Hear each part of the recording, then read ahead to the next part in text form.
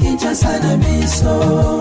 Réalité ya banaki. Réalité ya banaki. Réalité ya banakino. Merveille na balandi nyon surtout ya magazine ya Kinshasa na biso bozali belé na monde entier. Oyo bolingaka haka NB News pour na kopesa bino ba information ya République démocratique du Congo. Mais ya particulièrement ya ville ya Kinshasa. Zali sengo ya ko présenter bino yango na mokolo ya lelo po ezali Noël. Biso na bino tokutani Nzambe abateli biso. Tika ete na souhaiter bino bolandi malamu.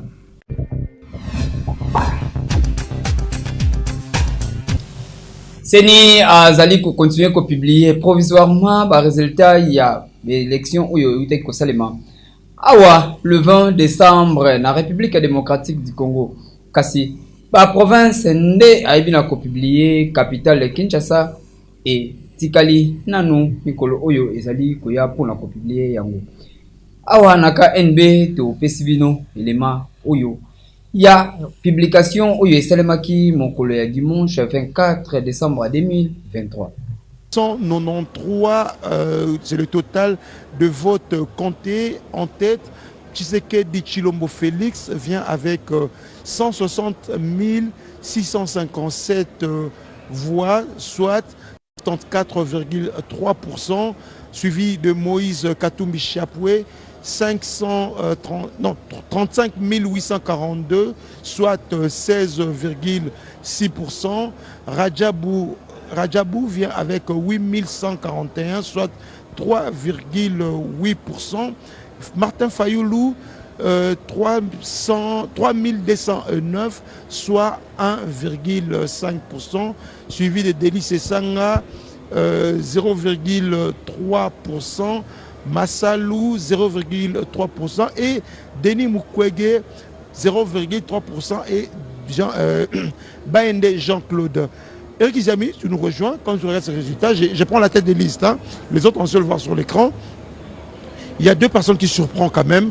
Reviens sur le tableau de s'il te plaît. Il y a deux personnes qui surprennent quand même. Il y a Rajabou qui est 1 029 616 voix comptées. Félix Tshisekedi vient en tête avec 850 684, soit 82,60%, suivi de Moïse Katumbi 14,30%, Rajabou Tebabo 0,90%, Martin Fayoulou 0,80%, Moutamba Constant 0,20%, Sesanga 0,10%, Manjondo 0,10%. Ces résultats vont rester à l'écran comme ça. Vous pouvez le consulter quand vous voulez. Malheureusement, madame, on sait que vous ne pouvez pas commenter les résultats. Donc, on va vous laisser partir. Merci on attend beaucoup. Jusqu'à la fin. Ça sera le 31 décembre ou avant avant. On espère bien le faire un peu plus tôt. Merci, madame Patricia Seya. On vous retrouve demain, 13h30, 14h, pour la suite de ces résultats. C'est moi qui vous remercie. Joyeux Noël, madame. Cardinal Fridolin Ambongo alobi ete seni azalaki prêté pour organiser l'élection awa na République démocratique du Congo. Kasi ezali orgueil na ye nde mutetindi asala yango ba résultat la yango ezali oyo catastrophe batu bazali komona makambo oyo esalemaki le 20 décembre. Cardinal Fridolin Ambongo. L'organisation du processus électoral s'est transformée en un gigantesque désordre organisé. Cardinal Fridolin Ambongo azali ko qualifié ba scrutin oyo ya le 20 décembre awa na République démocratique du Congo ezali lokola gigantesque désordre oyo ezali organisé pour na Cardinal Fridolin Ambongo. Seni azalaki prêté pour organiser ba élection awa na le 20 décembre na République démocratique du Congo. Ezalinde orgueil oyo alingaki kolakisa na batu ete ye azali capable ya kosala oyo bato bazali kokanisa te ye azali mayele makasi koleka bato nyonso tu. Ezalaki bongo na message na ye oyo azalaki kote ya na butu ya le 24 potokoma le 25 décembre na cadre ya Noël ne Fridolin Ambongo cardinal a qualifié ba scrutin oyo ezali vraiment des ordres moko ya kosakanate selon cardinal Fridolin Ambongo. L'organisation du processus électoral s'est transformée en un gigantesque désordre organisé. Nous attendons d'abord les conclusions de notre observation électorale. Vous savez, l'Église catholique et l'Église protestante a observé le processus depuis le début jusqu'à maintenant et nous attendons d'abord les conclusions de l'observation. Je suis très préoccupé que ce genre d'organisation d'élections n'apporte pas nécessairement la paix, la sérénité à notre pays, en créant beaucoup de frustration dans les cœurs de tous ceux qui n'ont pas pu voter, qui ont passé une journée, 2 journées à attendre. On apprend toujours qu'il y en a qui continuent à voter. Et nous craignons que ce genre d'attitude finisse par créer de mécontentement. Objectivement, la CENI n'était pas prête à organiser les élections le 20. Mais la CENI a voulu faire pratiquement une organisation par défi. Parce qu'on avait dit qu'elle n'était pas prête, il faut démontrer qu'elle est prête. Mais voilà les conséquences. Ça a été un gigantesque désordre. Population côté nayo, s'il faut côté CENI pour une organisation élection où il y a le 20 décembre, vous coupez c'est combien sur 10? Élection est salémée et puis n'engue salémée et c'est différencié par rapport à l'élection où est seulement pendant les élections makila les autres tanga makambe belé.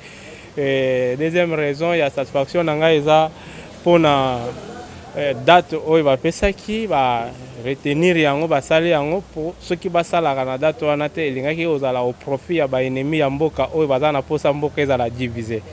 Mais côté mususu naza satisfait c'est parce que eza na ba point mususu oyo wapi to mona que non il fallait ça le même jour mais et que 2 jours 3 jours côté pendant naza un peu moins satisfait à moi. Bon, erreur dans les alibosso ezanen na koloba eza problème pe ya sanité. Monimbo cannabis batala mingi kaka Kinshasa, Lubumbashi, ba grande ville. Mais ba raté que na Congo eza ya kosangana na ba territoire na ba secteur na ba ville mususu.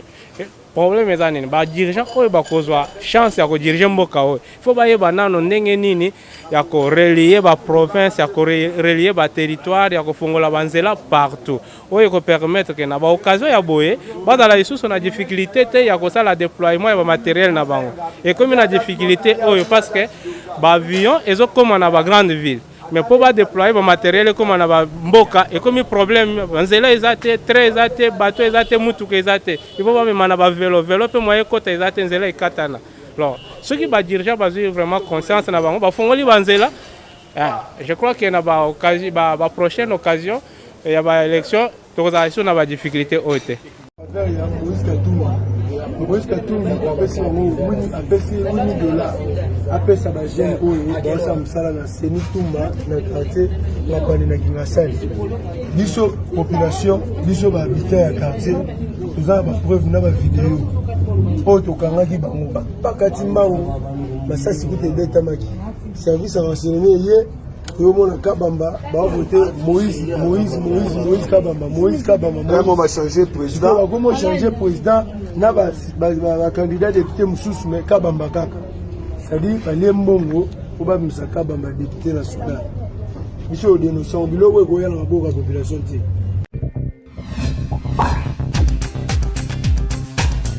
Beltesco azali ko conseil servir population République démocratique du Congo na ba produit na kitoko.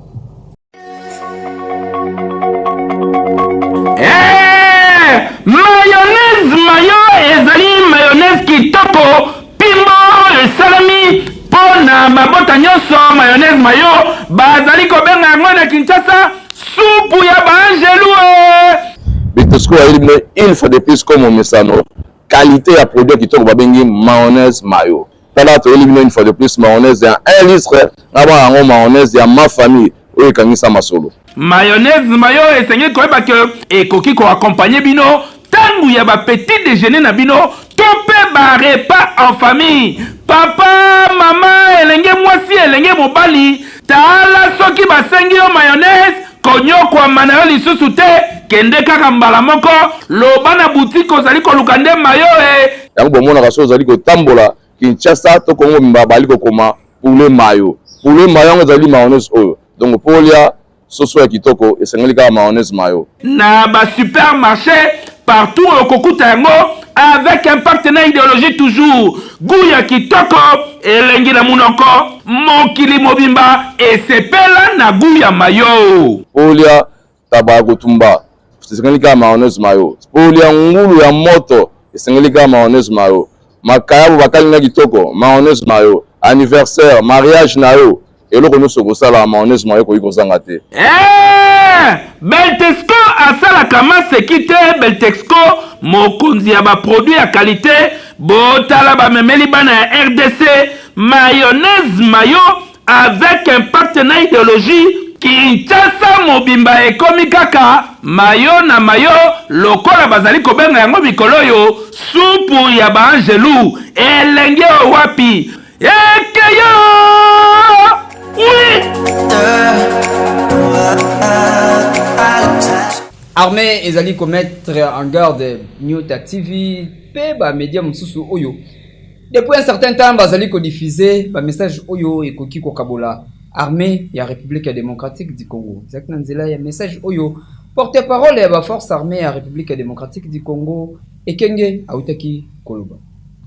Ba force armée ya République démocratique du Congo bazali commettre en garde chaîne oyo Nyota télévision pena ba média misusu oyo bazali kotambola malamu te na ba message na bango bazali kopesa ezali lokola balingi bapanza armée ya République démocratique du Congo ba diffusion na bango ezali kopesa ata lokumu te ezali ba message moko ezali kokende ko démoraliser armée ya République démocratique du Congo na yango azali ko rappeler te ba force armée ya République démocratique du Congo bazali apolitique bazali ata na tendance moko te kasi esengeli koyeba ete suka ya message wana esengeli esila oyo ya ko continuer akokutana na ba force armée ya République démocratique du Congo ezali bongo na nzela ya porte-parole ya ba force armée ya République démocratique du Congo mokolo ya dimanche nde asalaki message oyo.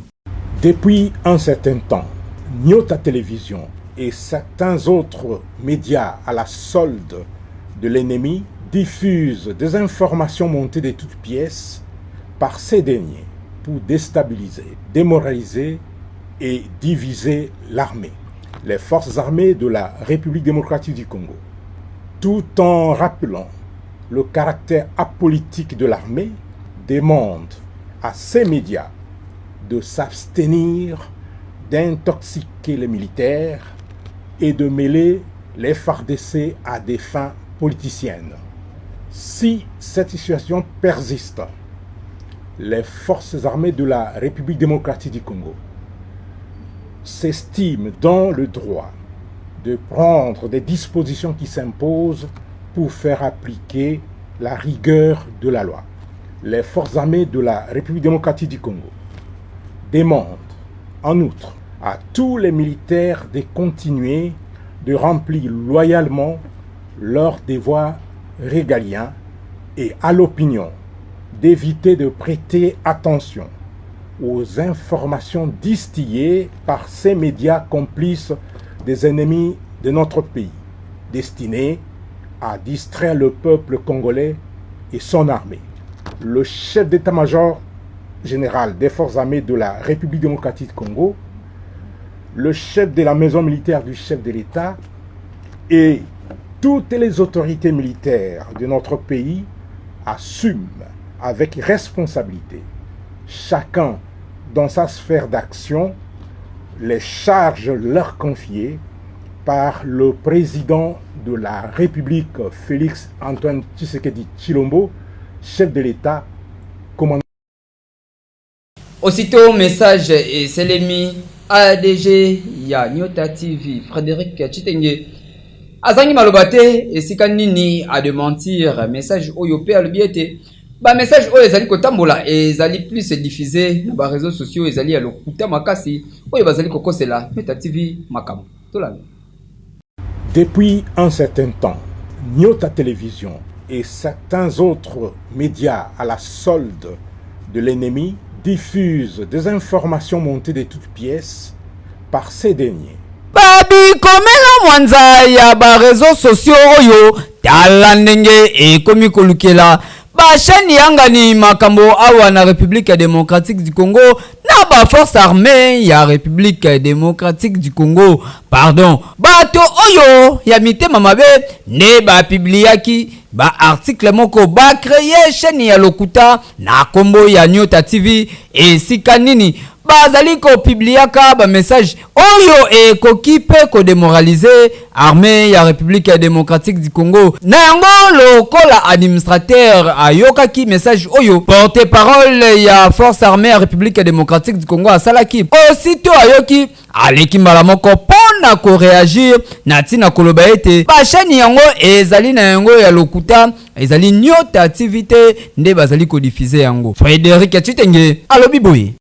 Un communiqué faussement attribué à Nyota Télévision et diffusé sur les réseaux sociaux vient de provoquer une réaction de l'état-major général des forces armées de la République démocratique du Congo. En ma qualité d'administrateur gérant de Nyota Radio et Télévision, je dément formellement ces allégations. Je dénonce cette campagne de diabolisation qui passe par des réseaux sociaux dans une fausse page Facebook avec un logo mal imité de Nyota qui ne se sert jamais du bleu comme couleur d'identification. Nous mettons quiconque au défi de nous produire une preuve de diffusion de ces allégations par Nyota. L'armée nationale, les services compétents et le CESAC disposent de moyens de monitoring quotidien pour se rendre compte de ce montage grossier contre Nyota. D'ores et déjà, Nyota se réserve le droit de porter plainte contre cette cabale qui prend forme juste après que le CESAC ait décidé de couper le signal de Nyota sur la télévision numérique terrestre TNT.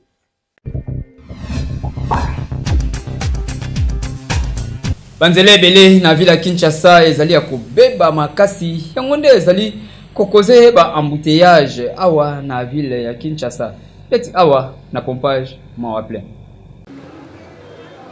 banzela ebele awa na Kinshasa ezali ya kokufa makasi pardon badi Kinshasa oyo kala mingi te soki bosali ke bate ekolimwa na yango ponzela ata moko te ezali susu ya malunga tala awa tozali na route Carigres esika nini na pompage bino moko botala liziba oyo etelemi awa tala kutu mutu ya moto oyo lipapa na ye etioli na yango na mai pardon awa Kinshasa ba aveni nyonso to pe banzela nyonso ya minene esi ekufi na yango koloba kutu te ata nzela ya malonga ezali te po na population atambola malamu biso na KNB to constate que bababulu mabulu to ba maziba ya ba mai oyo yango nde ezali ko créer ba embouteillage na ba acteur nyonso tu ya ville Kinshasa ba autorité urbaine soki bosali ke bate pardon population a kozala ata na moyete ya kotambola na ville ya Kinshasa esengeli kozwa solution ya kobongisa yango na lombango po population atambola na kimia po Kinshasa nde eleki partout kasi komona boye mabe makasi oui.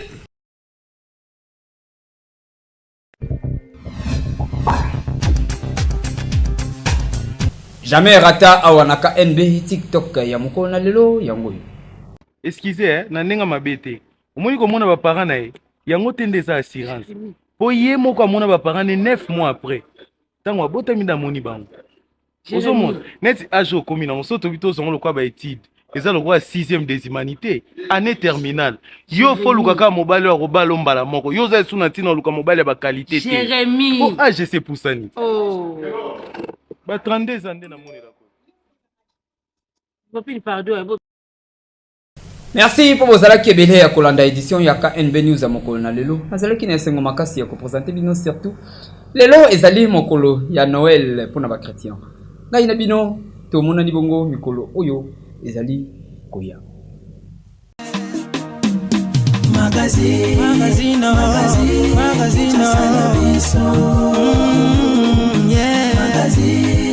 Magazine Kinshasa na biso Réalité ya bana ki Réalité ya bana kino